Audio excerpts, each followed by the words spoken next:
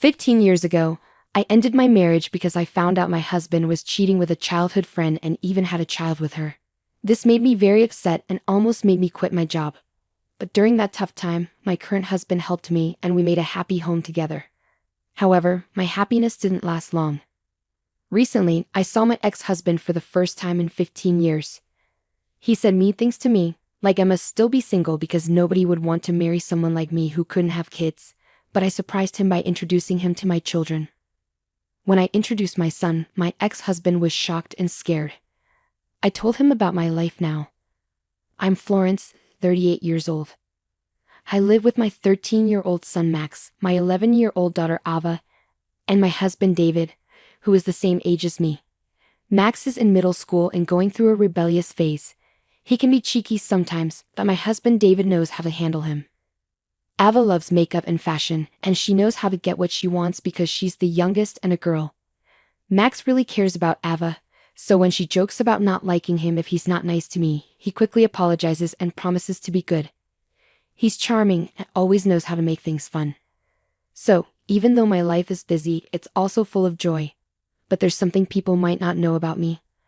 I've been divorced once and am now happily married for the second time. I got divorced because my ex-husband, who I'll call Jack, did something really hurtful. It happened 15 years ago when we were both in college. We were happy together at first, talking about how much we wanted kids and imagining what it would be like to be parents. But even after trying for a while, we didn't get pregnant. Every month, when my period came, it caused tension between us. We tried to figure out why we couldn't have kids, spending a lot of money on treatments, but doctors couldn't find anything wrong. Despite this, my husband started getting frustrated and blaming me for our infertility. He'd say things like, "When will I ever become a father?" and make sarcastic comments that made me feel bad. He stopped helping around the house, saying it was my job because I couldn't have kids. He made me feel like our marriage was pointless because I couldn't fulfill my role as a woman. Afterwards, my husband's words got meaner. He'd say things like, "My sister is having her second baby already. Isn't that great? They're on their second, and we haven't even had our first." He'd look at me with a harsh expression, making fun of me and putting me down. He'd say, "If your body was normal, we have kids by now." I'd try to defend myself, saying we didn't know the reason for our infertility yet, but he'd just say, "It's always the woman's fault for not having babies. If I knew you couldn't have kids, I wouldn't have married you. You should feel guilty." His words hurt me a lot. On top of that, my in-laws would call, excitedly asking when they get a grandchild.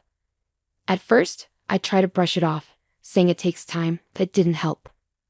My mother-in-law started blaming me, saying I was useless for not having kids yet, especially since my sister-in-law had kids so easily. The pressure from them was overwhelming. One day, my friend Daisy invited me out. Jack, my ex-husband, had been busy with work, so he wasn't around much. That's when Daisy told me something shocking. She said, "I've been wanting to talk to you for a while. I have something important to tell you, Florence. I've missed you too." "What's up, Daisy?" "Remember Grace? She was Jack's childhood friend. They grew up near each other and their families were close. She went to the same college as us and now works with me. Grace, the daughter of the CEO at my job, got her position through family connections.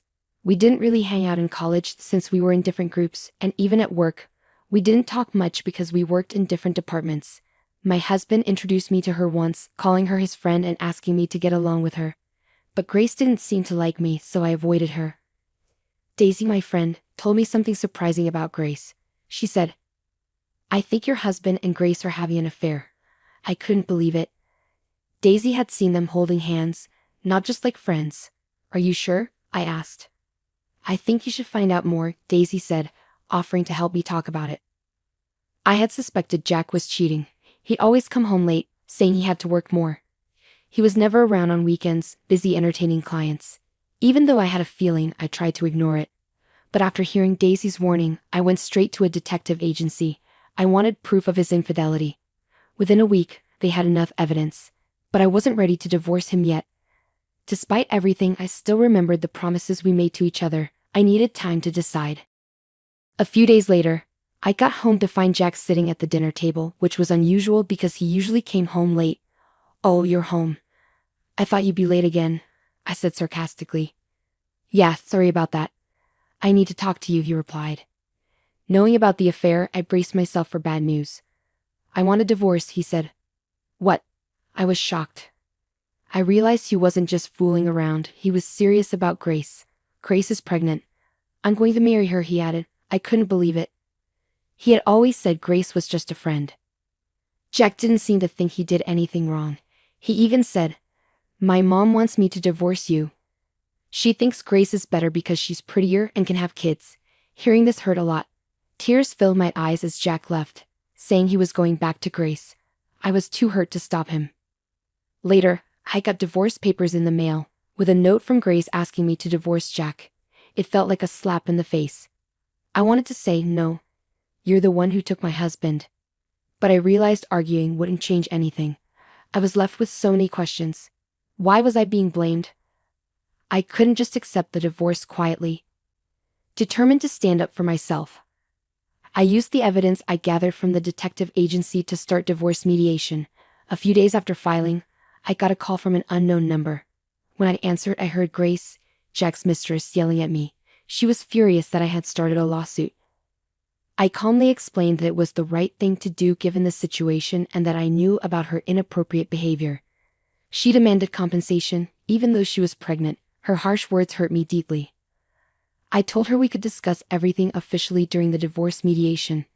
In the mediation, the court recognized Jack and Lee's relationship as infidelity based on the evidence. Jack tried to blame my infertility. The court didn't buy it because there was no proof of my infertility within just a year of marriage. In the end, I received $220,000 as alimony from Jack and $110,000 from Grace. After finalizing the divorce, I hoped to move on, but the aftermath was far from over. The affair between Jack, Grace, and me became gossip among our friends, especially since we all went to the same university. Shockingly, some rumors suggested I hid my infertility and tricked Jack into marrying me. Some friends even sympathized with Jack and Grace, which felt awful. The situation got worse at work because Lee, Grace's father, was my company's president. Grace portrayed herself as a victim, spreading lies about me hiding my infertility and demanding alimony while she was pregnant. Despite trying to ignore it, I faced backlash at work. My bosses favored Grace because of her influential family, and I was sidelined from important projects. Eventually, I felt forced to resign. While job hunting, another company recognized my skills and offered me a position. Here, I thrived beyond expectations. My new boss valued me for my abilities, unlike my previous workplace, which favored nepotism. I found myself drawn to this boss, who turned out to be my current husband, David. David was my rock during the tough times after my breakup with Jack. We spent a lot of time together, talking about everything from work to personal matters, and our bond grew into love. When David proposed, I was thrilled, but I was also scared of facing infertility again. I confessed this fear to him, and he reassured me, saying that he loved me no matter what and that having children wasn't the most important thing to him. Feeling truly happy and loved, I decided to marry David. Shortly after our wedding, we were blessed with our first child, Max, followed by our daughter, Aita. Despite the challenges of parenting, we were content and happy every day. Years later, at a friend's wedding, I unexpectedly saw my ex-husband for the first time in 15 years. I was startled to see him there, but then I remembered that the bride and groom were also our university friends, so it wasn't surprising that he was there too. I tried to ignore him as I walked by, but he called out to me loudly, catching my attention. "Hey, what's up?" Jack said loudly, possibly drunk, as he spoke to me. "Surprised to see you here, it's been a while. Looks like you've put on some weight, huh?" he added, spraying a bit as he talked. I silently rolled my eyes at his sarcastic comment. Then Jack called over his family, including Grace and her son. Grace laughed when she saw me and joked, "Wow, it's been ages. Have you been stress eating? You've gained some weight, huh? Life's been a roller coaster, hasn't it? And still no luck with having kids, right? Tough luck, huh?" Their rude comments left me speechless with shock. Then I noticed Grace's son blushing and looking down with embarrassment. He was quite handsome. I realized I hadn't introduced him yet. "This is my son," Grace proudly announced. "He's cute, right? Takes after me. And he's not just good looking, he's really smart too, a little genius." "Looks like we're the only ones happy here, huh?" Jack and Grace laughed, proudly showing off their son.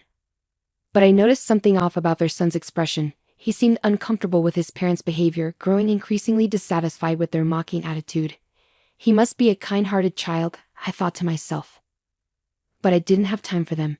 Just as I was about to leave, Jack grabbed my arm tightly. "You divorced me because of infertility, yet you took money from us," he said, still holding on to a grudge from 15 years ago. Then Grace chimed in, "Yeah, you're infertile and single. Why do you need money? Families like us with children need it more. Give us back double the money you took." Their selfishness stunned me. Suddenly, Jack's son spoke up, pointing out, "Single means unmarried, right? But she's wearing a wedding ring on her left hand." Everyone's attention turned to my left hand, where I wore a wedding ring. Jack and Grace stared in shock. "You're married?" they exclaimed loudly, causing a scene. Feeling embarrassed by the scene Jack and Grace caused, I was unsure what to do. Suddenly, my son Max and daughter Ava appeared, concerned about my lateness. Ava, always outspoken, was joined by Max, who rarely spoke up so boldly. "Mom, you're late, and you have kids?" Max asked, surprising me with his directness. "Yes, I do. Let me introduce them. This is my son Max and my daughter Ava." Jack and Grace were shocked to see the children of the woman they thought couldn't have kids. Grace looked closely at my son, and after a moment, they began to speak in a more mature tone, though their voices sounded strained. They seemed curious about Max's uniform. "He came straight from school with my husband, so he's still in his uniform. And yes, he goes to that famous private middle school," I explained. "Max worked hard and wanted to try for it, so we let him take the exam. He passed and has been attending since this year." Indeed, Max excelled academically and was enrolled in a prestigious local school. "No way, he can't be your son," my daughter exclaimed, joining the conversation. "She plans to take the same school's exam next year," I added proudly. "Yeah, and Max is amazing. He won a violin contest," Ava chimed in. "Violin? I thought I recognized him. He was on TV recently," Grace exclaimed. "Oh, you saw that?" "Yes, he's been getting quite a bit of media attention lately. He was coming back from violin practice today," I explained. Grace and my ex-husband were speechless. "You were supposed to be infertile. How could you have children like this?" Jack protested. "We're all happy now, and that's what matters. Let's not involve each other anymore," I said firmly, ready to leave with my kids. Just then, my husband David arrived. Jack's face went pale at the sight of him. "Is your husband by any chance the young Mr. Lopes who became the president of Resident last year?" Jack asked, recognizing David. Indeed, David was the president of a company that had ties with Grace's father's firm. I had switched jobs and met David there. Last year, he was appointed as the president of the company, recommended by the then president. "Ah, I'm Lopez," my husband introduced himself, confused by the tense atmosphere. Sensing the tension, Max explained, "We heard these people calling Mom infertile and fat, so Ava and I came to help her out." I realized they must have overheard my ex-husband and his wife insulting me earlier. My husband's expression hardened as he realized the situation. "I heard rumors, but I didn't expect a lack of decency," he said firmly. Jack started making excuses, trying to flatter my husband, while Grace protested. They began arguing, and their son, who had been silent, finally spoke up. "Let's stop this already. It's terrible how you're talking about this lady, calling her fat and infertile, and demanding money back. It's embarrassing for me," he said tearfully. "And what's this about an affair? Am I a child born from an affair? Am I an unwanted child?" he continued, his voice full of anguish. Jack and Grace became visibly unsettled. "Oh well, it's not like that." Grace tried to defend herself, but she couldn't ignore the stares from the other guests. Blushing deeply, she looked down in embarrassment.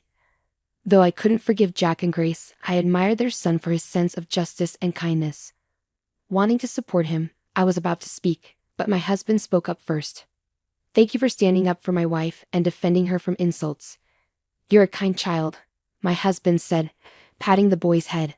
With a smile, I decided to speak up too. "But maybe I am a bit chubby.